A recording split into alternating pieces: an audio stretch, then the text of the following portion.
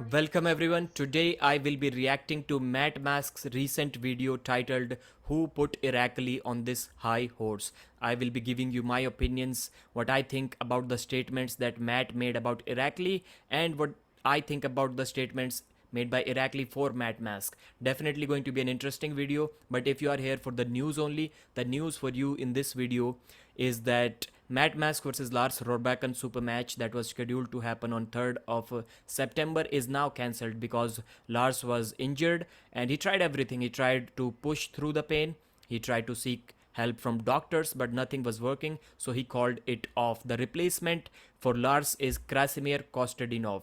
Definitely going to be an interesting match. Both of them are on a losing streak. That is why Krasi said that finally somebody is going to get a win in this match. Definitely going to be interesting. The second news is that Matt will be facing Sandres Sedis on East versus West 5 card on November 19th. With that being said, let's start our reaction to the Matt Mask video. Let me find that video real quick. Yep, there it is. How's it going, everybody? So I figure I'd give you. I'd been talking to Engen for the last couple months, as you guys all know. Going to be lining myself up a match for November 19th. We had discussed who I wanted to pull. I'd mentioned a couple names. I told him I initially wanted to pull Irakli. He ended up getting back to me. He says Irakli doesn't want to pull you because he says you're too vulgar to expressions on the table, and he doesn't know how he'd react, and he wants to pull. So first of all, do we agree with this statement of Irakli or not? I'm sure there are going to be different opinions on this one, but I personally do agree with this. When I was watching the Prudnik versus Matt Mask match, that match was sitting through a lot of cringe for me. Trust me, the biggest cringe that I have felt watching an arm wrestling match was that Matt versus Prudnik match, but I have not felt the same thing in any other Matt Mask matches. So for me, it was only that one incident.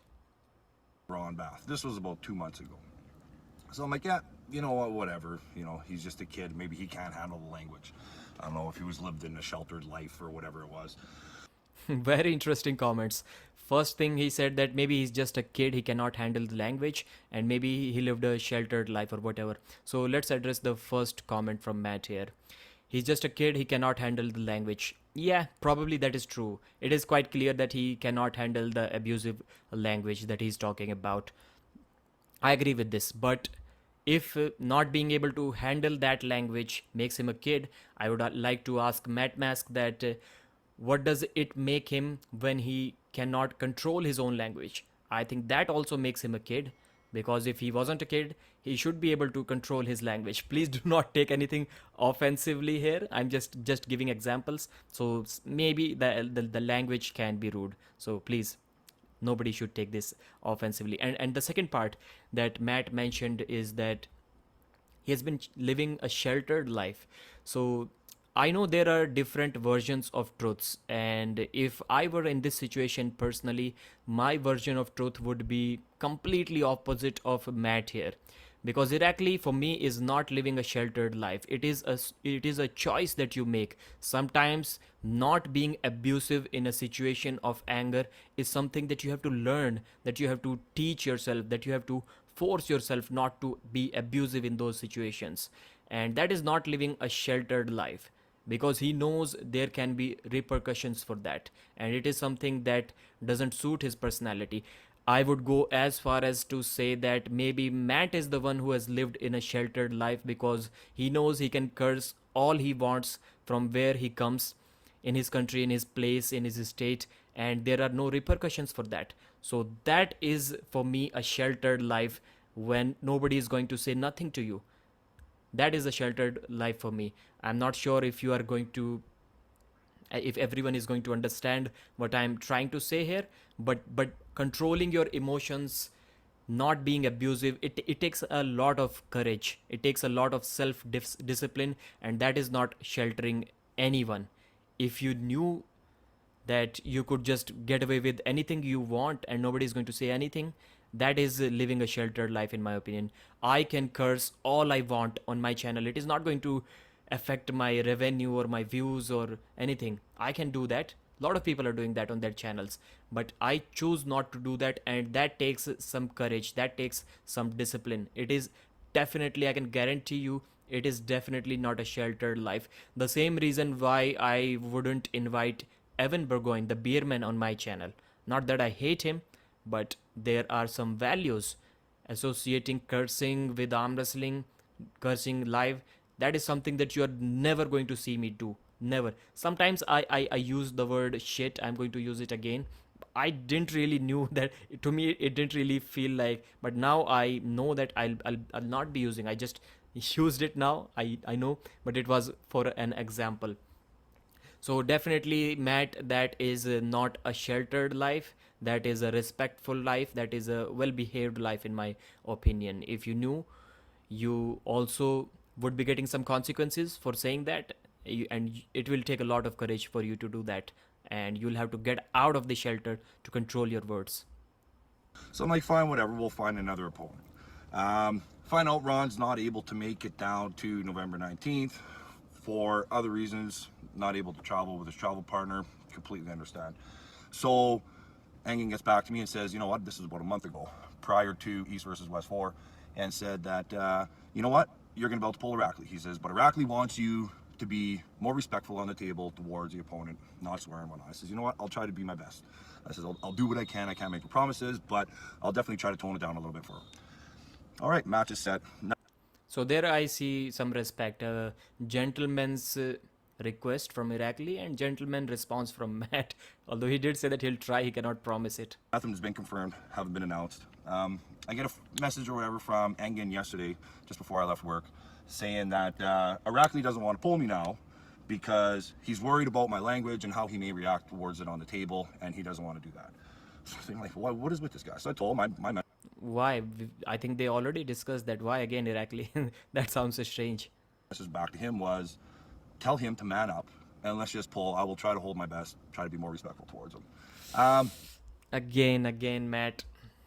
Choosing not to compete against a guy who is cursing all the time, that is something different. It is not about manning up. If you choose that you are okay with that language, I wouldn't call it manning up. Get a video call from Engen yesterday, just before I was about to leave to come home, and he's on call. Irakli's in the room as well, and now Irakli's trying to say that he doesn't feel that I'm on his level, and I don't deserve a shot against him. That I need a belt to beat somebody in my next super match on East versus West in order to be able to get a chance against Irakli, because Irakli just beat Krasi, and he feels he's up here now. So I asked Irakli, he was on the call, and That is kind of weird. You should have had these discussions before that match. Was Irakli trying to find his own level where he sits before this match? If before this match he thought that Matt is a worthy opponent, and he should be a worthy opponent after this match as well. It doesn't mean much that you defeated Krasi in this match. That shouldn't have changed his opinion about Matt, in my opinion. I says, Irakli, who do you feel I need to pull that will be worthy enough for me to beat in order to be able to get a chance at you on the next one? And he suggested Sandries. So I said, fine, Sandries, me and Sandries will pull them. So I do believe November 19th, I will be pulling Sandries in Turkey. And when I beat at Sandries, a little something that kind of makes me question what this fucking motive is on why he doesn't want to pull me. If I have to pull an opponent in order to be able to be worthy enough for the likes of Irakli, then when I do face Irakli, I will not be holding back on the table. Everything will be coming out. And as for respect, that's all been lost, especially with what I've just heard now. I've heard through the grapevine, I'm not sure if it's 100% true or not, but I've heard that Irakli now is going to be pulling Lachlan.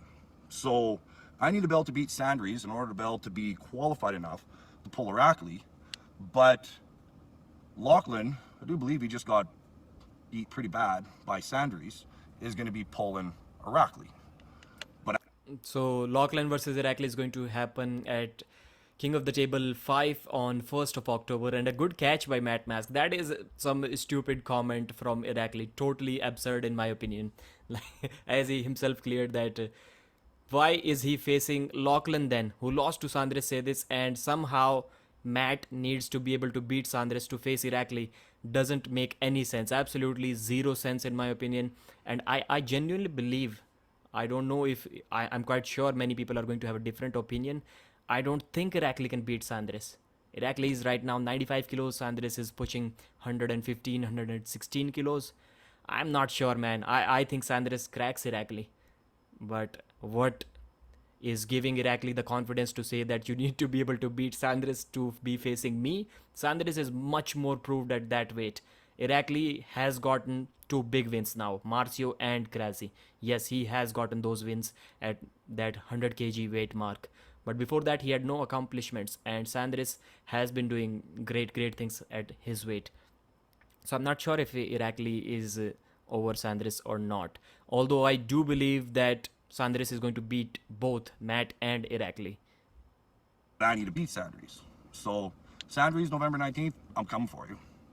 Irakli, January, whatever the fucking date is, I'm really fucking coming for your fucking ass. So on a side note, So it is clear that Irakli's request is not getting accepted. About the cursing part, it has already started, and Irakli is probably going to have a bad day.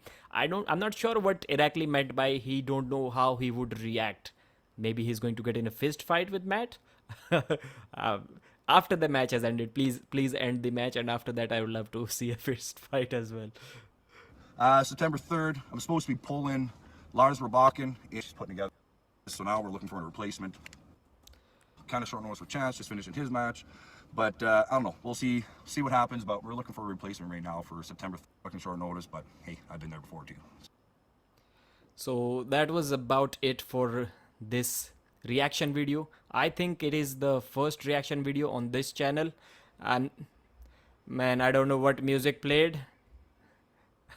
I need to stop it. So this was the first reaction video on my channel. Thank you very much for watching. Please tell me. And I know it is everything. It has everything to do with cultural issues. Every country takes things differently. Definitely a cultural issue, but please tell me what you think about this situation. And thank you very much for watching. Subscribe. And Old School Labs, please purchase supplements. If you need any supplements for strength training, please purchase them from Old School Labs. They're going to help me, and definitely we are going to give them some support as well, because they're supporting arm wrestling community. 15% discount if you use AWNEWZ code. Thank you very much. Bye.